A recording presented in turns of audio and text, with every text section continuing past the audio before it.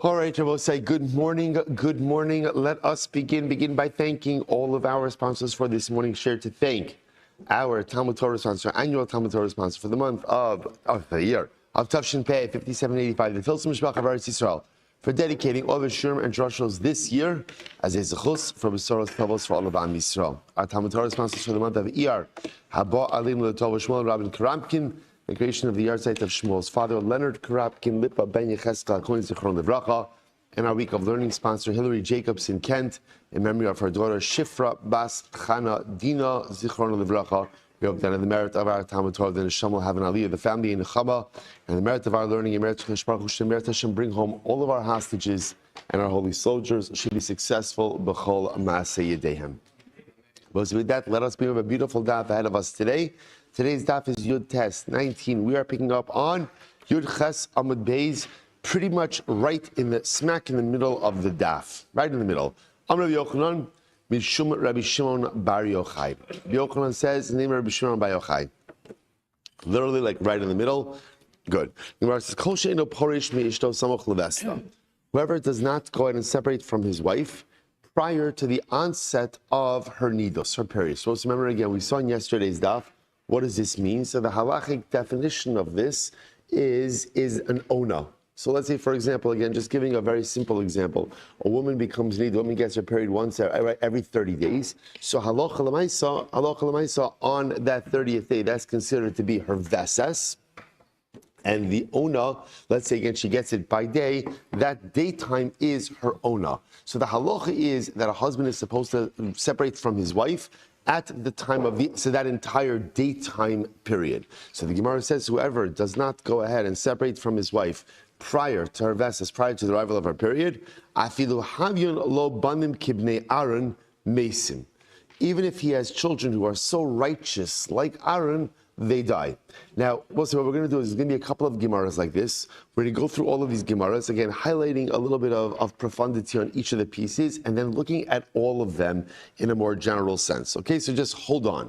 So again, any person who does not separate from his wife prior to her veses, samoch levesta, for that ona, even if his children are incredibly righteous, they die. So the Gemara says, what does this mean? D'chsev v'hizartem es b'nei Yisrael mitumasam. Ultimately, again, you shall warn Klal Yisrael regarding their tumah. V'hadava b'nidasa. So again, just so you understand the juxtaposition. There's a mention of tumah. After there's a mention of tumah, ultimately, again, there's a mention of nidos. And then after that, juxtaposition of a samach lei, acharei mos shnei b'nei Aaron. So that's the juxtaposition. Tumah to nida, to the death of the sons of Aaron. Okay, so that's halacha. That's halacha number one. I will say, just bipashtos again. We'll have to see exactly what Chazal. How do you understand something like this? But on a very basic level, what's the yesod? Because this is going to be a theme that runs through.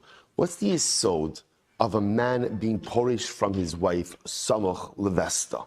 Right? What is this? What is this yesod?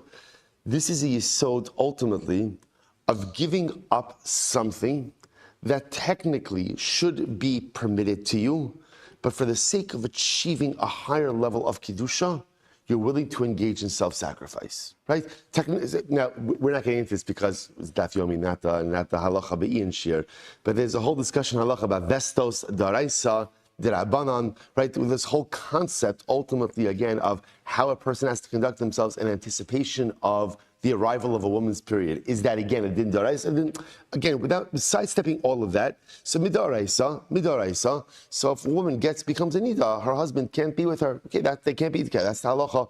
This idea of samoch levesta means that the couple is dedicated to maintaining a level of kedusha within their life, to the point that they're willing to give up on certain aspects of marriage, of certain elements of intimacy, even before the woman becomes a nida.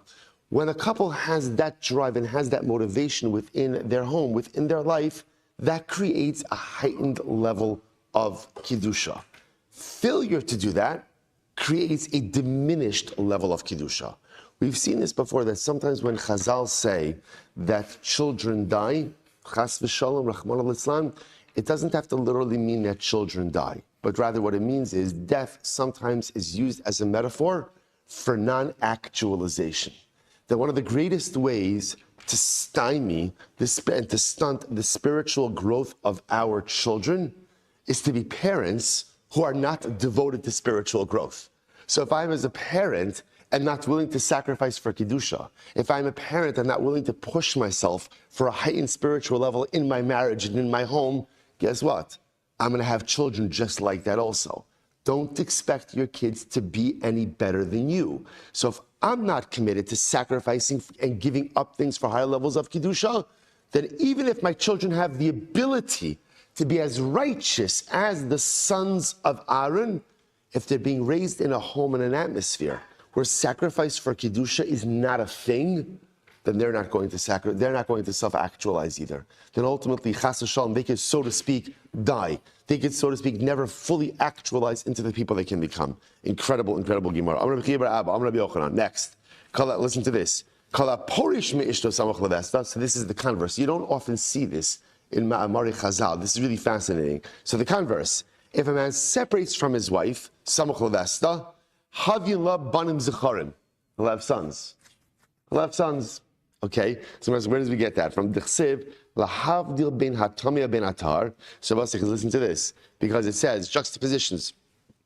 Lahavdil ben hatamia ben atar. And I will say, by the way, I just want to point out also these juxtapositions, lav dafka, that they're psukim, right one after the other, but rather contextually they're not far from each other. So the Gemara says Dechsev, lahavdil ben hatamia ben atar. So the distinguish between tameh and tar. Okay, so that's the reference ultimately to separating from one's wife prior to her vesas. V'samach le'isha ki sazriya v'yal dazachar. What does it say right afterwards? Parshas Tazriya. A woman will become pregnant and she will give birth to a boy. So from here you see ultimately again that a person who goes ahead, separates from his wife prior to her vesas, will go ahead and have sons. So I'll say, what's the pshat in this? All right, a lot to say to you. What's the pshat in this? So I'll say it's interesting that in Kabbalah, there are two identities that are known. There's Duchra and Nukva. Duchra, Zachar, Nekeva, male and female. Wherein lies the distinction between male and female, according to the Zohar? So the Zohar understands that ultimately from the perspective of intimacy. As far as intimacy, the Zachar is the nosein, he is the giver, and the Nekeva, the woman, is the makabel. Is there a secret? Because that's how it works in the physical act of intimacy. So perhaps what's happening over here is as follows, same theme. A man who goes ahead and is porish from his wife prior to becoming a nida, what is he doing? He's engaging in an act of giving.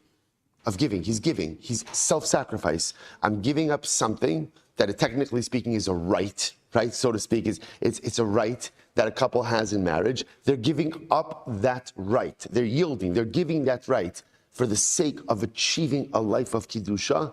So what do they have? Banim Zecharim. Banim Zecharim can mean boys, but Banim Zecharim can also mean Zachar. Again, like I said, in Kabbalah, Zachar means that identity of a giver. That's why, again, the Zohar uses it, because Chash Baruch Hu is sometimes referred to as Duchra and Nukva. That's why sometimes Hashem is referred to in the masculine, sometimes in the feminine. Sometimes Hashem is the giver, and sometimes Hashem receives from us. So same Yisod, just phrased in the positive way.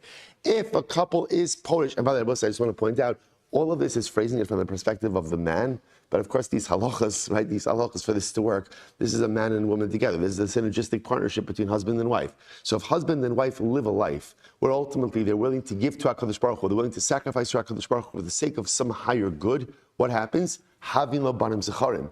They will have children who will do the same. So if I'm not willing to sacrifice and give for the sake of achieving a higher level of Kedusha in my life, don't expect that from your kids. Don't expect self-sacrifice from your kids if you're not willing to do it. Conversely, if I model that for my children, I will have children who are givers for the Ribono Shel Olam as well. Next, Rabbi Shmuel Levi Omer, Havyin lo banim ru'uyin lahora. Rabbi Yeshua says, not only will you have children who are like the sons of Aaron, or just banim zecharim, but you will have sons who are ru'uyin lahora.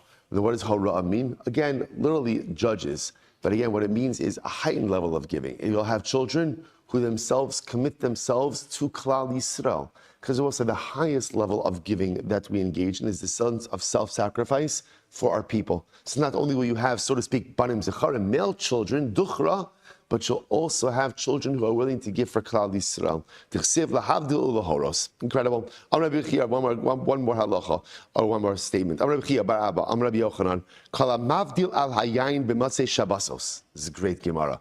Whoever is dafka makbid to make havdalah on wine on Matzei Shabbos, havin lo banim zecharim. Ultimately, again, we'll have literally translated boys. Boys. Tichsev lahavdil bin hakodesh ben hachol. It says to make a distinction between kodesh and chol. Uksiv hasam lahavdil ben atame or ben atar. The samachlei isha kisazria. So gzera shavav lahavdil, and then a juxtaposition of isha kisazria fialda zachar. So from here you see that halacha l'maisa, again, if you make havdalah on wine, you will have banim zecharim. You'll have sons. What's the pshat with this? So it could be along the same lines as well. I will say, for many of us, by the time you get to the end of Shabbos, right, what's the last thing you want to really see? Is a glass of wine, right? I don't know, maybe it's just in my house. Right? We go hard on Shabbos, right? So the Maisa, again, by the time you cut the Matzah Shabbos, that's why, again, the halacha says you could use Chamar Medina, right? You could use orange juice, you could use beer, you could use all different kinds of things. I will say, but at the end of the day, a mitzvah deserves wine. A mitzvah deserves wine. A mitzvah doesn't deserve a beer. Beer is what you use if you don't have anything else. Juice is what you use if you don't have anything else. A mitzvah deserves a glass of wine, not even a glass of grape juice. It really deserves a glass of wine. That's what it deserves. So again, I don't have to do it. There's other things that I could do to fulfill the obligation. So all the same theme. How do you approach your mitzvahs? How do you approach your mitzvahs? Do I approach my mitzvah says, look, it's mutter. It's mutter, it's halacha. By the way, more than just mutter. It's not just, again, you're allowed to use a chamar medina. You're allowed to use a beer. You're allowed to use a glass of grape juice. You're allowed to do grape juice, not chamar medina, right? You're allowed to use a glass of orange juice. You can do these things. I fulfill the obligation. Okay, so if you live life like that, just know that will translate into the type of family that you're raising and the type of children ultimately that emanates from your household. Or are you the kind of person who goes above and beyond? Maybe I don't want the glass of wine right now. I don't want it, but Havdalah deserves it. Havdalah deserves a glass of wine. And if I'm the kind of person that's willing to push myself to do the mitzvah kitikuna, to do the mitzvah on the highest level, then ultimately what results? I have children who live in that same way as well. Incredible, incredible. Now, I'll just point out, Rabbi Shmuel Levi says, "Banim ru'yin lahora, tichsiv lahavdil ulahoros."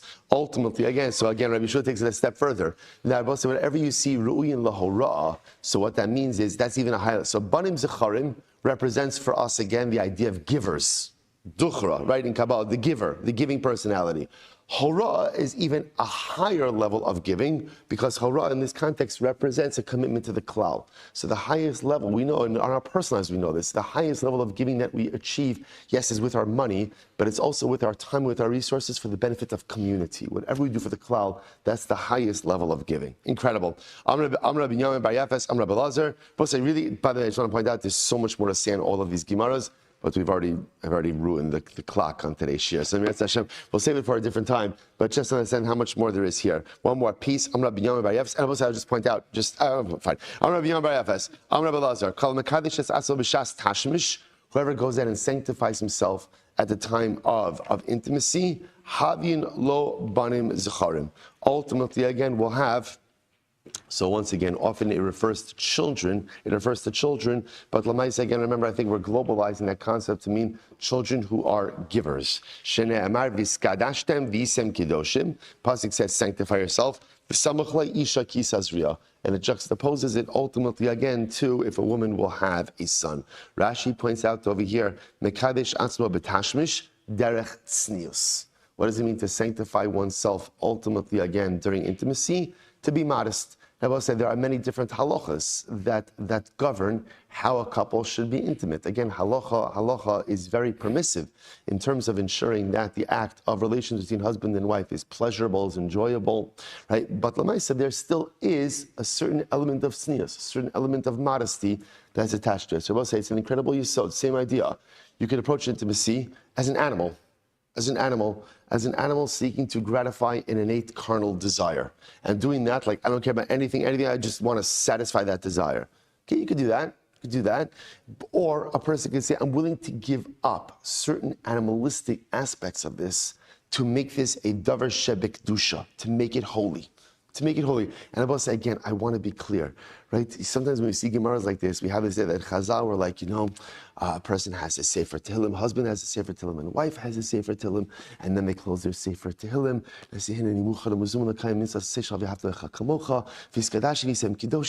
And maybe for some people that's what it is, right? But Lamaisa, that's not what the Gemara is talking about.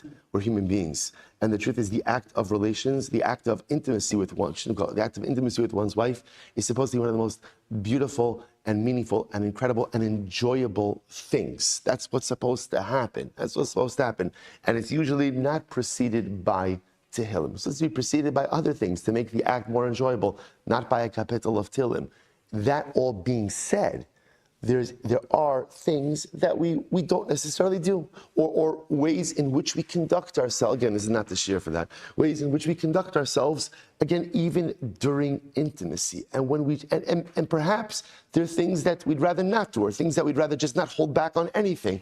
So again, that's what a Jew does. A Jew just doesn't give in to desire fully for anything. There's always a guardrail. That guardrail is called tznius. That guardrail is called modesty.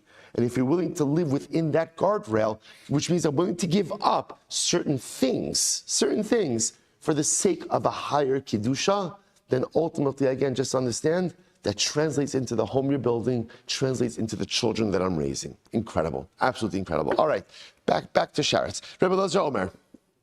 Back to Tumash, I say. Rabbi Elazar Omer Sharetz v'en elamas. Well, so remember again, at the end of the Mishnah, and we're nearing the end of the parakim, Yirtzeh Hashem.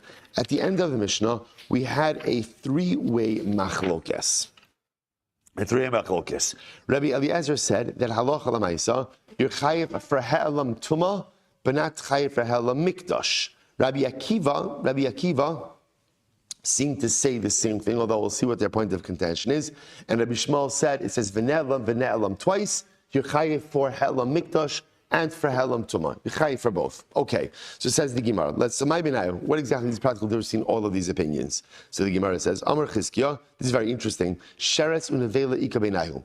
Ultimately, again, Sheretz and Avela are the point of contention. What does this mean? Here we go. Rabbi Eliezer Savar, first white line on the bottom, Ba'inon adiyada i b'sheretz itmi i b'navela itmi. Rabbi Eliezer says like this, when a person becomes Tameh, and I will say, we're focused on one thing and one thing only, which is what?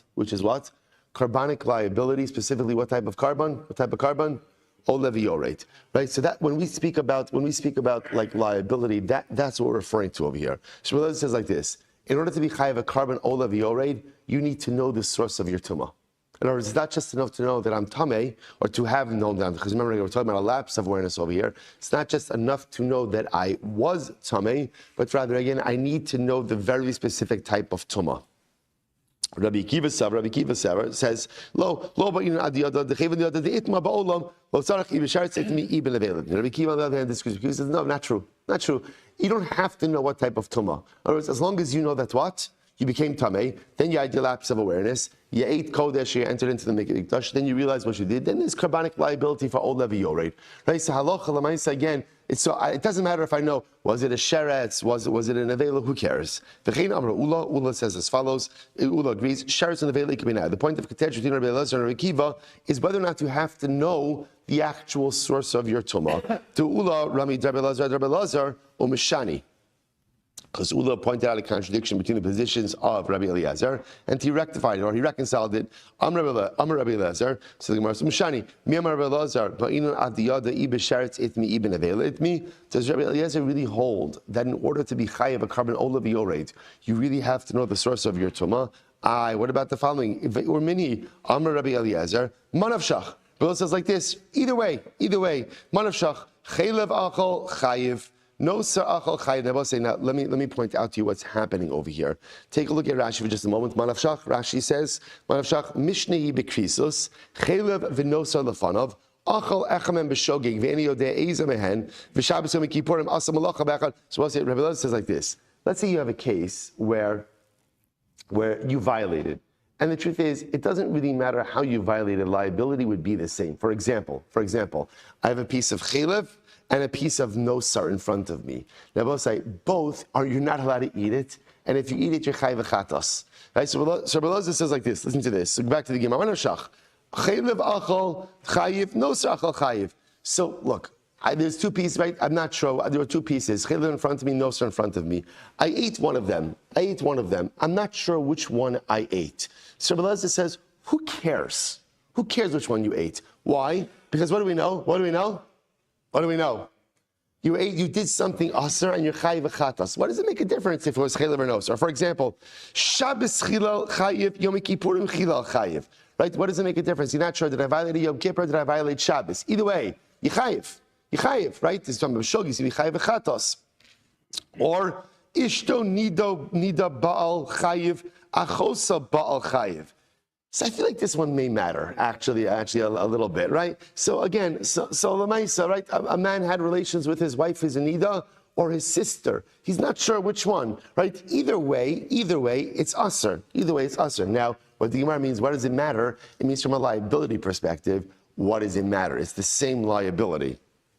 So again, the point of what do you see from here? That it seems to Rabbi Eliezer holds that you do not need to know the source of your liability, which contradicts what we just said before. Rabbi Yeshua, Hariyu Omer, O Hoda Elav Chatasa Asher Chataba, Ad Sheyivadalo B'Machata. So Rabbi Yeshua says it's not true. The pasuk explicitly says, O Hoda Elav Chataso. When do you have liability? When you know what you did. When you know, and by the way, not just that I know that I did something asr, but what? I know exactly specifically what it is that I did. So first of all, that's contradiction. So now, just be hyper-focused over here. We just quoted before Rabbi Eliezer as saying, in order to be chayiv a carbon olav yored, you have to know the source of your tumah. Now the Gemara quotes the Brisa, where Rabbi Eliezer seemingly says it doesn't matter. It doesn't matter about the source of your tumah. Umeshani hasam, and how do we reconcile this? Umeshani hasam asher chata vehevi amrachmana chet kol shehu. The Gemara says chet kol shehu. So ultimately, in general, all you need to know, you don't need to know specific liability. All you need to know is that you did something wrong. So that's why the case of the chaylev and nosar is the best example of this. Right? I don't know. I know that I ate something prohibited. Was it chaylev? Was it nosar? In general, to create liability, I don't have to know the specific item. What's different over here? Hacha michti ksiv b'chol davar tamei o b'nevelas sheretz tamei lamali. So we'll say, so here the difference is by tumah is different. By tumah, the Torah goes out of its way to say, if you became tamei through contact with any davar tamei or b'nevelas sheretz. Why do you have to bring that up? Shmamina ba'inan adiyada I b'sheretz itmi I b'nevela itmi. You have to know by tumah. You have to know the specific source of your tumah in order to generate carbon olev v'yored liability. So what we have over here is as follows. Rabbi Eliezer essentially holds two different shitos in two different ways. In general world of liability, you do not have to know the source of your liability. In other words, if you are absolutely clear that you did something wrong, you're chayiv b'chatos, ultimately again, then you're chayiv b'chatos. So again, I don't know if I ate chaylev or nosar, but what do I know? I ate one of them. I for sure ate one, right? This is not a case of like two pieces of meat, one is kosher and one is chaylev. This is a case of both pieces are prohibited. I know for sure I did something wrong. Even if I don't know exactly what I did wrong, I know it's one of these two things, I'm liable. In the case of tumah is different. Why? Because the Torah goes out of its way to specify a specific, it says, b'chol davar tamei, and then it says, b'nevelas sheretz. So the fact that it goes out and it singles out sheretz indicates to me that by tumah, because according to Rabbi Eliezer, by tumah, in order to generate liability, I have to know exactly what the source of tumah was. Now that's Rabbi Eliezer. Remember again, just keep in mind, Rabbi Kiva holds you don't have to. Rabbi Kiva says as long as you know definitively that you're tamei, even if you don't know the source of your tumah, ultimately again there'll be liability. Good. Rabbi Akiva, now we come Rabbi Akiva. Rabbi Akiva, top of your test. So the Gemara says, Rabbi Akiva, I did the boy lemichtav behema v'chayo. L'chid Rabbi. So we'll say, so now Rabbi Kiva darshans the pasuk differently. He says, no. Don't bring a ride from that pasuk by Tumah. Since you had to write Behema and Chaya, like we saw the Drasha and Rabbi before, the great Gemara quotes on Zayin and Aleph. So Ksiv Nami Sheretz, you had to write Sheretz as well. So Rabbi Kiva doesn't buy into this idea. He says, again, Sheretz just has to be there since the pasuk required the writing of Behema and Chaya, which was an earlier Drasha of Rabbi. Kiditana de Rabbi Shmuel, Kol Parsha Shenem Rav Nishnis. Anytime the Torah repeats something, says something and then repeats it, the Gemara says, "Lo nishnis ela b'shil davar shenis chadish ba." So also remember again, the Torah is not repetitive, and even when the Torah seems to be repetitive, it's only repeating it. Why? Because it's highlighting some new idea. Some new idea. So Rabbi Eliezer. So again, so Rabbi said, what comes out of here is as follows. Remember, Rabbi Eliezer's whole idea, whole yisod, was because the pasuk by Tumah goes out of its way to mention Sheretz specifically after making a general statement. Why does it mention Sheretz specifically? To teach me that you have to know the exact source of your Tumah. Rabbi Akiva will say, no, it only mentions Sheretz because it had to mention Behema and Chaya. That was a different drasha, which we're not revisiting right now, of Rabbi. That's why it has to mention Sheretz, but there's no Raya. There's no Raya. Rabbi Eliezer, Hai Ba, my Avidle. What does Rabbi Eliezer do with the word ba? What does he do with the ba? Prat lemisasek. He goes ahead and uses this to go ahead and exclude the case of misasek. And I will say, what's misasek? Misasek is, if you look at Rashi, misasek b'davar heter uba liyodo iser v'lo niskavin legufa shelzu. Kegon niskavin lachtoch es hatalush. So just give you the simplest example of this. It's Shabbos, right? And before Shabbos, I went ahead and I pulled some vegetables out of the ground. And now come Shabbos, I want to go to make a salad. Okay, totally mutter. So I grabbed the vegetables, thinking that I'm grabbing the vegetables that I already detached. But instead, I end up pulling out the vegetables that were attached. That's called misasek. Because here, again, my kavanah was I was engaging in a totally permitted act, right? As opposed to a shogeg. Well, let's say I didn't know that I forgot that it was Shabbos, or I didn't know that pulling vegetables out of the ground is aser. So l'maisa here, I have kavanah for a mutter act, but I ended up doing something that's aser. That's called misasek. Rabbi Eliezer says that the ba comes to go ahead and exclude a case ultimately of misasek. Rabbi Yochanan says, Mashmaos darshan ika benayu. In reality, the machlokes in Rabbi Akiva and Rabbi Eliezer is really about how you darshan, like the nuances in the pasuk. V'chinam Rav Sheshes mashmaos darshan ika benayu. The Rav Sheshes machlif to Rabbi Eliezer, the Rabbi Akiva, the Rabbi Akiva, the Rabbi Eliezer. Interestingly enough, Rav Sheshes would change attributions in this machlokes. So according to Rav Sheshes, you see from here that really all they were arguing about was the source and not really arguing about the practicalities of the halacha. Okay, so the Gemara goes back there. Before we go on, how do we paskin? So again, just the point to take out of this is you have fundamental machlokes Rabbi Eliezer and Rabbi Akiva, right? Halacha l'maisa, in order to be chayav a carbon olav yored, right? In our cases of helam mikdash or helam kodesh, do you need to know the exact source of your tumah? That's the shaila. Rabbi Eliezer says, yes, you must know. Rabbi Akiva says, no, you don't need to know. How do we paskin? We paskin like the Rambam paskins like Rabbi Akiva, that you need not know the exact source. In other words, so whether I became tamei through a sheretz or an avela, even if I don't know. Now, what I do need to know is, in order to create carbon olav yored, I need to have a period of definitive awareness, right? So there has to be a moment that I know I was definitively tamei. I know that I touched one of two things, either a sheretz or an avela, but Allah, again, I'm not sure which one. There's still going to be carbonic liability. Incredible. Weiter. Helam zeh v'zeh biyado mahu. All right, so I will say this is very interesting. So remember again, the Gemara now is asking a question according to Rabbi Eliezer and Rabbi Akiva. Now remember, according to Rabbi Eliezer and Rabbi Akiva, you are only chayiv for he'elam tumah, not for he'elam mikdash. Right? He'elam tumah, but not for he'elam mikdash. So again, just to explain explicitly what that means, if I became tamei, and then I forgot that I was tamei, and I went into the Beis HaMikdash, right? Then I'm there, and then I come out, and then afterwards I remember that I was tamei. There's liability. If I was tamei, I forgot that I was tamei, and I ate truma. I'm a kohen. I ate truma. there's no liability in that case, according to Rabbi Eliezer and Rabbi Akiva. Now, obviously, who was the third opinion in the Mishnah? I'm sorry. Now, Rabbi Shmuel holds you chayiv for both. So now the Gemara is asking a question according to Rabbi Eliezer and Rabbi Akiva, who hold that you're only chayiv for helam mikdash, not for helam tuma. Listen to this. What happens if I have a lapse of awareness of both of these things? So I forgot about my tuma, and I also forgot about the fact that I was eating kodesh. Is there liability for this? So the Gemara says, Amrale, hare helam tuma biyado, v'chayiv. Yeah, you're liable. Why? Because even Rabbi Akiva and Rabbi Eliezer will agree there's still helam tuma in this case. Therefore, there should be liability. Adarabba, hare helam mikdash biyado pater. I can see just the opposite, because there's also helam mikdash included in this, and therefore it should be pater.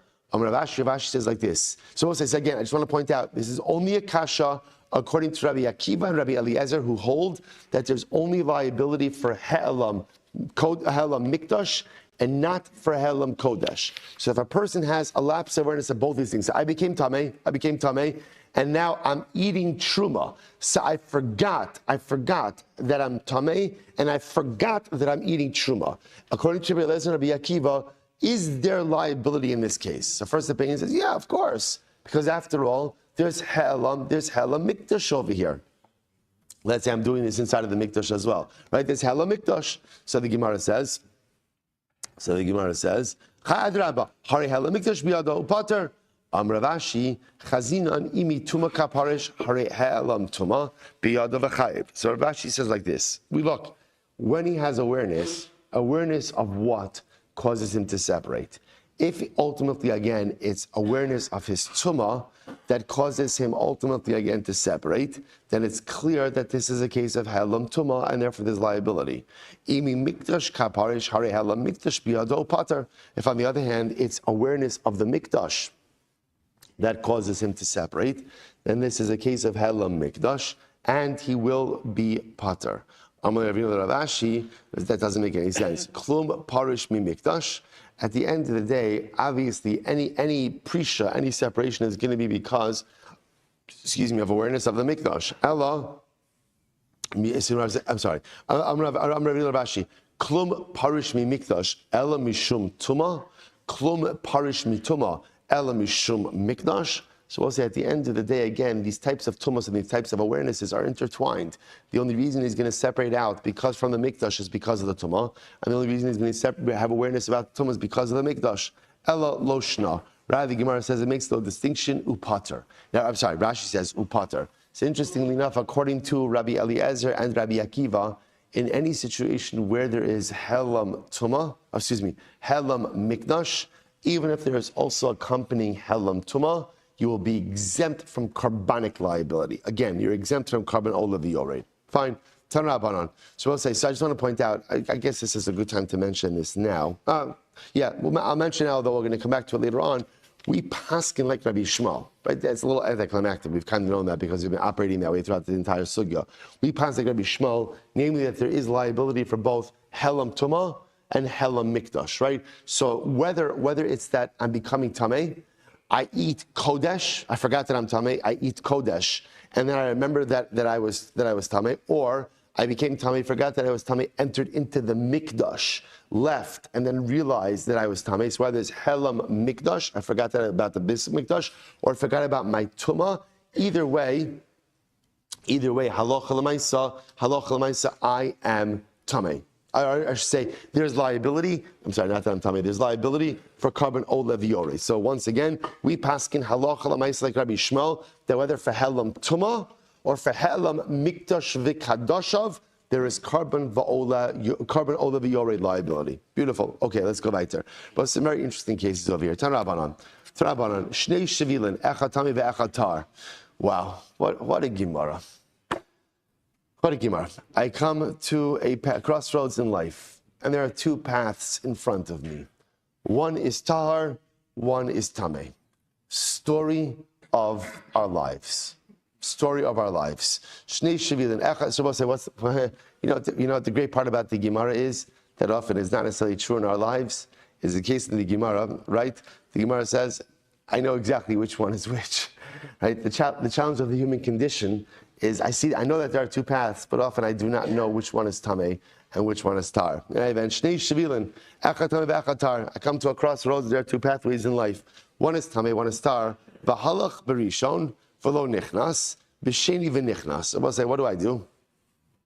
I go ahead and Rashi says over here, now the truth is, in the case of the Gemara also, it's not known which path is which, right? But here's what I do know. I know for sure, just to frame this case in the right way, I know for sure that there is a grave on one of these pathways, right? I know for sure that there's a grave. I don't know which path has the grave. So listen to the case.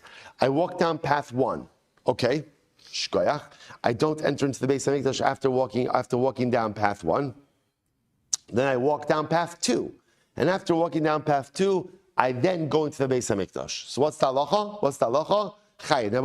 Now, by the way, just to kind of put the meat on the bones over here, I go down path 1, I don't go into the Mikdash. I go down path 2, and then afterwards, I forgot about these paths. I go into the Beis HaMikdash. I come out of the Beis HaMikdash, and I realize, I remember those paths. What's the halacha? I'm chayiv a carbon olev yored.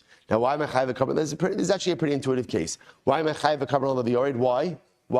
Because Lamaisa again, I'm for sure tamei. Why am I for sure tamei? Why?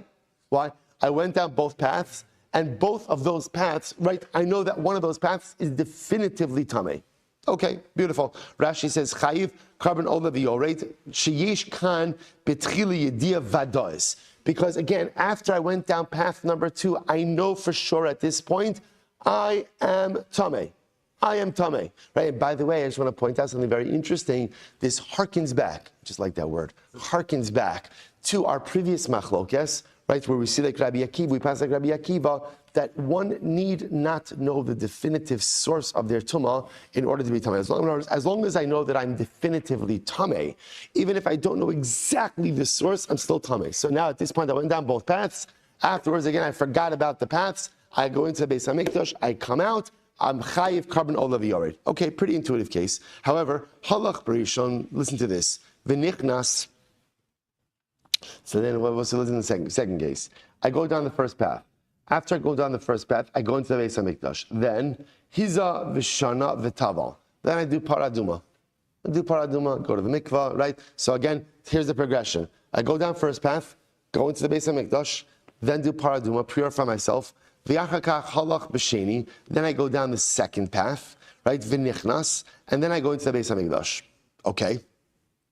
Now what happened, Rabbi say? So again, after I go down the first path, Rashi points out over here, I know that I'm safek tamei, right? I go into the Beis HaMikdash anyway. Now again, not anyway, but I forgot that I went down the first path. So I go out, I come out, then I go through the whole purification process, right? Halacha l'maaseh again, paraduma. Now I go down the second path. Now I go down the second path, I forget about the second path, and then I go into the Beis HaMikdash. What's the halacha? Chayiv. Tanakama says I'm chayiv. Rashi says over here, mach must be a rishona, mach must be a shniya. The man of shach, be a rishona, be a shniya, betuma haisa. So again, Tanakama says I'm tamei. Why am I tamei? Because either way I'm tamei, right? In other words, one way or another I'm tamei. Either I'm tamei because I went into the Beis HaMikdash after the first path, or I'm tamei because I went into the Beis HaMikdash after the second path. But either way I'm chayiv. Rabbi Shimon poter. Rabbi Shimon says I'm poter. Now why is that? Rashi says over here, this is incredible. Rashi says Rabbi Shimon poter. De'ein kan ba'achas mikulan yedia vadois betchila sha'af yedia tchila shel shvil sheni sveikahu. So Rabbi Shimon says like this. Rabbi says in order to be chayiv a carbon olav yored, you need yedia betchila. Like you have to have awareness. Awareness means what? Definitive awareness. In neither of these cases did you have definitive awareness. Why? I went down path 1, and then I went to the Beis HaMikdash. After path 1, what do I have? Possible. After path 2, what do I have? Possible. So Rabbi Shimon is fascinating. Rabbi Shimon, you never had a period of definitive awareness. Because of that, no carbon olav yored. Rabbi Shimon Yehuda says, Poter bekulan mishra Rabbi Shimon. Rabbi Shimon ben Yehuda says that you're poter in all of these cases. Now, interestingly enough, Rabbi Shimon says you're poter even in the first case, right? Where you go down path 1, then go down path 2, and then go into the Mikdash. Rabbi Shimon says you're poter in all these cases. Why? Because of Rashbi, because of Rabbi Shimon bar Yochai. Okay, so we'll say now we're going to analyze this. Here we go. Bekulon, could Rabbi Shimon really say that you're poter in all the cases? They're both saying, now the first case, I'm a base, the first case seemed to be like pretty obvious, right? What was the first case? I go down path 1, okay, stop, go down path 2, and then go into the Beis HaMikdash, right? Then again, I was saying, all of these cases, obviously, there's a lapse of awareness, right? Lapse of awareness. I forgot about the paths. I go into the Beis HaMikdash. I come out. The Brisa said, I'm chayiv, right? Why am I chayiv? What was last? Why am I chayiv? I'm definitely tamei. So how could Rashbi, how could Rashbi say that I'm pater in that case? Doesn't make any sense. Because either way, in case number 1 was the easy case. Case number 1, I'm definitely tamei because I went down both cases. Who us the Gemara says, Amarava, this is incredible. What's the case? Kigon shahalach barishon. I went down the first path. Ubishah shahalach b'sheni shachach shahalach barishon. Jose, watch this. This is fascinating. See, we presuppose that what was the case? The case was I go down path 1. Okay, obviously I'm suffering. Then I go down path 2. But at the time that I'm going down path 2, I remember that what? I remember that I went down path 1. Rashbi says, no, that's not the case. The case is where I go down path 1, and then at the time that I go down path 2, I forgot about path 1. So because of that, Rabosai, I never have a moment of definitive awareness. So therefore, again, it's only a partial awareness. Because Rabosai, here's what's interesting. In other words, if at a certain point in time after I go down path 1 and 2, I recognize what I did, we could call that definitive awareness, right? Why? Because I know now that as a result of my 2 journeys, I am definitively tamei. The problem is if at the time that I went down path 2, I forgot about path 1, I never have a moment of definitive awareness. If there's no moment of definitive awareness, what we call yediyah b'tchila, then there can't be liability for carbon olav yord. How incredible is that? How incredible is that? So the Gemara says, the havile miktsas yediyah. There's only partial awareness. So also, I just want to point out, I wish I had like a little bit more time, but I just want to tell you, but I can't let this go because it's too ridiculously incredible. Hear what the Gemara just said? In life, if you do not remember all the pathways that you have taken, that's only called partial awareness. So much of life is not just about planning for the future, but it's about having an acute understanding of the decisions you have made in the past and the pathways you've taken in the past, right? The only way to live a better future is to know which roads you've traveled in the past and which ones work and which ones don't. But if I forget about past journeys, then I'm operating with a stunted awareness. That stunted awareness prevents me from making informed decisions about my future, right? That's what we say. Those who don't learn from the mistakes of the past are doomed to repeat them. If you don't know which paths you've taken in the past, which ones have worked, which ones have not, that's partial awareness. Partial awareness stunts you going forward. Incredible, incredible. Here's what they're arguing about. Here you go, I will say. Tanakama savar, Amrina makes this idea, Tanakama holds that even partial awareness is enough to create definitive awareness. Rabbi Shimon savar, lo Amrina makes this idea, Rabbi Shimon disagrees. Rabbi Shimon says, no. Definitive awareness means you know all the pieces. In other words, Tanakama will say it's okay. It's okay if you don't remember path 1 at the time you're taking path 2. That's fine. Rabbi Shimon says, no, it's not true. You need to know about all the pathways at the end of the day. So now what we see ultimately, again, is even in case number 1, we have a fundamental machlokes. So again, by case number 1, if understood just in a simple way, I go down path 1, then I go down path 2, and then I go into the mikdash.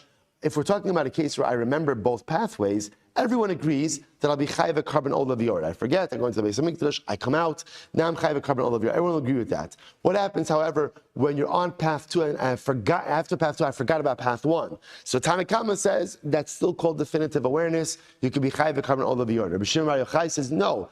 That's called partial awareness. Partial awareness is not definitive awareness. Lack of definitive awareness prevents you from being liable to a carbon olav yord. Incredible. What about the following case? Halach barishon v'nichnas. This is case 2, right? I go down path 1, then I went into the Beis HaMikdash. Then I come out. He's a v'shana v'tavel v'chazav halach b'sheni. Then I come out, because I will say after I come out, I remembered, that first path. So what do? I go through the whole thing, para aduma. It's sprinkled on, 3, 7, good, a whole zach. And now what happens? I go down path 2. V'nichnas. And then I go back into the Beis HaMikdash. What's the halacha? Tanakama says, chayiv. I'm chayiv. Rabbi Shimon says that you're pater. Va'amai, right? So I don't understand why would Rabbi Shimon say that I'm chayiv? Why would I be chayiv? After all, Safek, Sigmar says, Va'amai chayiv, Safek yidiyahi. Once again, it's non-definitive awareness. It's non-definitive awareness. To which the Gemara says, now the Gemara is really saying over here for the Tanakama. Right, for the Tanakama, not for Rashbi, right, not for Rabbi Shimon. Tanakama is only partial awareness. So Rabbi Yochanan says, Kan asu safek yediyah ki yediyah. In these cases, we have made a safek yediyah, safek awareness, like a definitive awareness. Reish Lakish says, Hamani Rabbi Shmuel. Whose opinion is this? Rabbi Shmuel Da'amar lo ba'in yediyah b'tchila. Okay, so I'll say this really throws a wrench in everything. Whose opinion might this reflect? This could be the opinion ultimately again of Rabbi Shmuel. Rabbi Shmuel has a dramatic position which we reject. Rabbi Shmuel holds you do not need yediyah b'tchila. You do not need awareness at the beginning in order to create liability for carbon olavior, which is contradistinction to everyone else. We do not pass in like Rabbi Shimon. Rabbi Shmuel, sorry. Rabbi said, and I will point out over here. So this case of the two paths is an interesting and more involved one. But what I will point out that's very interesting is that halacha l'maisa, we paskin that even yediyah, mixas yediyah is kichol yediyah. So we pass halacha l'maisa, partial awareness is like complete awareness. Therefore, in this case over here, if at the time that Reuven was walking on path number 2, he forgot about path number 1, halacha l'maisa, there is still liability. Still going to be liability. So the way we pass in both of these cases, Rabbi says as follows: is number 1, case number 1, which let's just go through the pashat way of it. I walk down path 1, walk down path 2. I don't know which one has the tumah, but one of them definitely has the tumah. I forget about it. I walk into the Beis HaMikdash. And then afterwards come out, remember what I did, this carbonic liability. Carbon olaviorate, even if I forgot about path number 1 at the time that I'm walking on path number 2. That's case 1. What about case number 2? I go into the Mikdash, I go down path number 1, forgot about it, go into the Beis HaMikdash, come out, realize what happened, do the whole paraduma thing, go down path number 2, go back into the Beis HaMikdash. We paskin like the Tanakama that there is liability for carbon olaviorate in that case as well. Incredible. Let's go weiter. Another minute. So the Gemara says as follows: V'rami, Rabbi Yochanan, Rami Reish Lakish. We could go ahead and literally again contrast these views with one another. The Sanya. Achol safek chele v'noda safek v'noda safek chele v'noda. So we'll say this is very interesting. Let's at least begin to say. We'll pick this up tomorrow. Hashem. I ate a piece of safek chelev. Right, so this is a case. There's a piece of meat, right? It's a suffix. Is it chelev, or is it shuman? Is it fat? Chelev is aser, shuman is permitted. So I ate this piece of meat. I'm not sure what I did. So now I ate one piece of suffix chelev, and then I found out about it. Right? I found out about it, and then ultimately again, and then I eat another piece, and I find out about it. Look at Rashi. Achal suffix chelev. Chatichas safek chelev is safek shuman v'nodalo la'achar zman shu safek chelev v'aru ba'asham taloi v'chazer v'afal safek chelev v'nodalo safek achal. So again, I do these two acts. So I eat a piece of safek chelev. I didn't know. I ate it. Then I found out about it. Right? Okay. Then I did it again. Right? First of all, if this keeps happening to you, something may be wrong in the way you're living your life. Right? But l'maisa again, that's the case. Rabbi says, Kishem shemevi chatas al kol echad ve'echad, kach mevi asham talei kol echad ve'echad. So we'll say, what we're going to see is as follows. Rebbe says like this: in the same way that halacha l'maisa, you could have repeated acts that make you liable to a carbon chatas. Now we'll say, when you eat something that is suffix, that makes you liable to what we call an asham taloi. Asham taloi is a specific type of carbon that is brought in a case of doubtful or possible liability. So Rabbi says, the same way that you could be chayiv multiple chatos, you could also be chayiv multiple asham talois. Rabbi Shimon ben Yehuda, Rabbi Elazar, Rabbi Shimon, Amru Mishra, Rabbi Shimon, Eino mevi el asham taloi echad. On the other hand, this other school of thought says, no, you're only liable to one asham taloi. Shene'emar al shiggaso asher shagag, haTorah ribsa shgagos harbe, v'asham taloi echad. So we'll stop over here for today. But Lamaisa, we're going to see again a fundamental machlokes. Do we say that asham taloi is like a regular carbon, and therefore the same that you can be chai multiple chatos, you can be chai multiple asham talois, or no? Asham taloi is unique. Only one asham taloi, even for multiple liabilities. Shkayach Havosai. To be continued, Mitzvah resolution tomorrow. All right, Chevron, so have a great day, everyone.